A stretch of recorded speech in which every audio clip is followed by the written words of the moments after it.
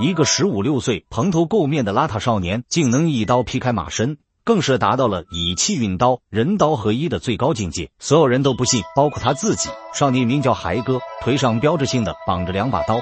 一日父亲告诉他，头不离筋，刀不离身。他来双旗镇也是父亲的遗命，目的是接走父亲当年为他指腹为婚的媳妇。可他不知道的是，双旗镇是个是非之地，这里是西北荒漠深处唯一的小镇，因此也成了江湖纷争最激烈的地方。村民们见他是刀客，也是个孩子，纷纷投来惊讶与好奇的目光。这时又有2个外来刀客冲了进来，在镇上转了一圈，然后经到孩哥跟前，抽出背刀架在孩哥的脖子上，问他有没有见过一个叫一刀仙的人。孩哥惊恐地摇摇头。刀客看他这副怂样，收了刀，然后钻进一家客栈。这一幕都被村民们看在眼里，2个刀客被热情地迎进店里，而孩哥则显然被看低了。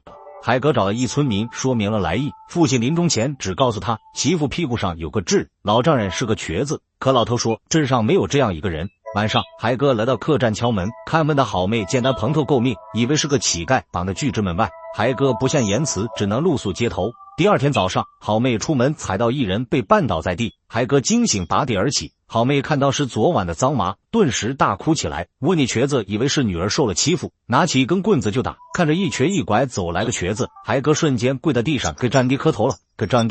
瘸子似是想起什么停了下来，可好妹脾气不小，对着孩哥脑袋就是一盆，将他打倒在地。就在这时，村民们四处奔喊着一刀仙来了。果然见到4个人立在巷口，就是此地鼎鼎大名的一刀仙。昨天的2个刀客闻声自客栈走出，他们是来挑战一刀仙的，一为扬名，二为除恶。看着2人在中间位置停了下来，一刀仙会意，旋即和2爷翻身下马，来到2人身前，没有过多言语，刀客抽刀便一刀仙砍去。一刀仙突然跪地，稍一转身，伴随着一声争鸣之声，胜负已分。刀客看着腹部的一抹殷红而后倒地，一刀仙不去看他，慢慢将自己的刀回鞘，自信回头站在一旁等待。剩余那人缓缓抽出长刀，乃至下一刻直接弃刀跪下。可是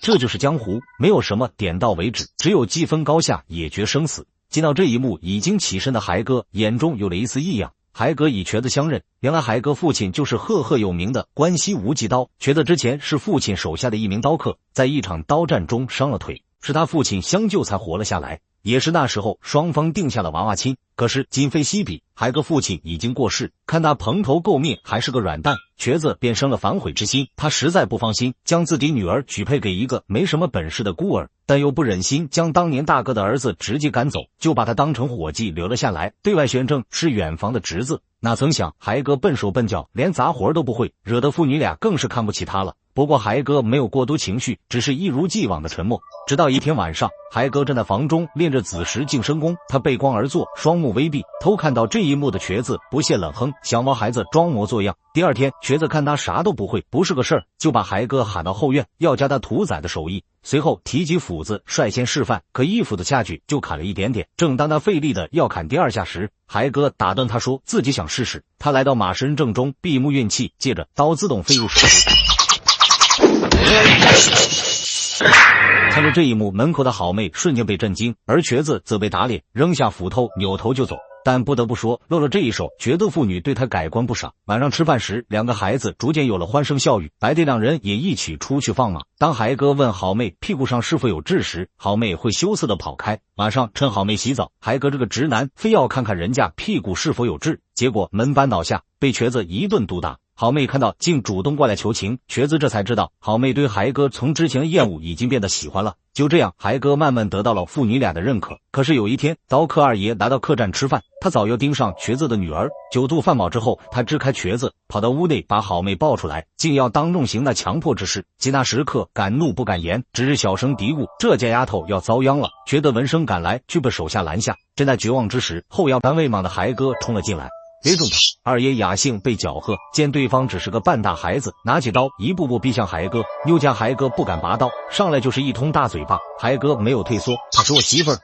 2爷得吞进齿，抽刀就要杀了孩哥。孩哥迅速转身，然后刹那间2人均已停止了动作。孩哥双刀落地，酒水血水滴落地上。2爷转身走向屋外，可没走多远，再也稳不住身形，栽倒在地。2个手下围着2爷转了一圈，策马扬尘而去。第一次与人交手的孩哥还正在原地，他自己都不知道是怎么杀了2爷。马上瘸子抽着闷烟直叹气，山大二爷一刀仙3天之内必会来报仇，而一刀仙在这一带是出了名的刀客，20年来杀人从没出过第二刀，认为孩哥肯定不是他的对手。孩哥自己心里也没底，虽然自幼随父亲练习无极刀法，可从未真正实战过。当日也亲眼见过一刀仙出刀，他自认敌不过一刀仙，没有办法，抉择连夜让孩哥好妹拜堂成亲，并让2人逃出大漠，或许只有这样才能保住一命。次日一早，他们刚要出门，哪知村民们全部围了过来，他们跪倒在地，不是被孩哥送行，也不是感谢他为民除了一害，而是倒挡绑架，让孩哥留下来，因为他们怕一刀仙牵恶全镇。悲哀，几百号的村民没见他们团结一致对付只有8个人的一刀仙团伙，如今却这么团结的让邻居家的孩子留下来送死。被劝退回来，瘸子无奈说道：“自家闯的祸，自家承担。”到了这天，孩哥一早就坐在旗杆之下，无声地等待着对方的审判，就如同将自己押赴刑场。他放弃了抵抗，因为自己死了就可以救下好妹以及双旗镇。日上三竿，孩哥手不自觉地抖了起来，抬头看向路口，正是令人闻风丧胆的一刀仙团伙。一刀仙系上标志性的黑色头套，眯眼看着对面还在塌裂的孩哥，有一丝不屑，但还是向前走去。这时，瘸子拿着曾经身为刀客的刀，一瘸一拐地走向一刀仙。一刀仙蹲在地上，满是嘲讽与玩味。瘸子高喊：“你兄弟是我杀的，和别人没关系，出刀吧！”说着弹向一刀仙，一刀仙快速起身，以鞘挡刀，刀已出鞘。瘸子口中念着好妹，下一刻就倒在了血泊之中。好妹挣脱开村民的阻拦，冲向了自己的父亲。一刀仙不管好妹，继续向前。这时有一人叫住了他：“却是铁匠铺师傅，上捐千价。孩哥还是一个孩子，应该等他长大再找他报仇，现在出手有失大刀客的体面。”一刀仙脸上笑容一凝，抬手一刀，铁匠便没了声音，鲜血溅了一刀仙一脸，铁匠晃晃悠悠倒地。一刀仙继续前行，这时一个酒鬼也走了出来，他走到孩哥身后，将酒倒到孩哥头上，似是在提醒孩哥该醒醒了，然后径直走到一刀仙的对面。一刀仙懒得多话，一刀将酒鬼连同酒壶劈成2半。孩哥犹如醍醐灌顶，终于站了起来，深吸一口气，一步步走向一刀仙，两人相对而立。这时好妹竟捡起父亲的刀，擦干眼泪，激宁地走向一刀仙。一刀仙偏头望向身后，孩哥不带犹豫，手指微动，以气运刀，一刀仙同时出刀。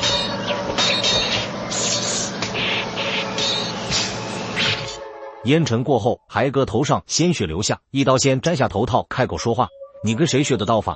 点了点头，然后眼色一冷，转身便要离去。又有酒鬼的尸体后，没走几步，突然摔倒在地。他扶住长刀，一点点起身，似在告诉别人他还没有倒下，只是腹部长长的伤口表明他已经败露。余下6人见此情形，调转马头，毫不犹豫地离开。孩哥躲到丈人低尸体前跪下，在他身后是一字排开的4具尸体，他们分别代表着责任、道义、信心与侠义，为孩哥完成了一场血的洗礼，让他成为了一名真正的刀客。最后，孩哥带着好妹离开了双旗镇，谁也没有再见过他们，只留下关于他无敌的传说，震慑着周围为非作歹的刀客。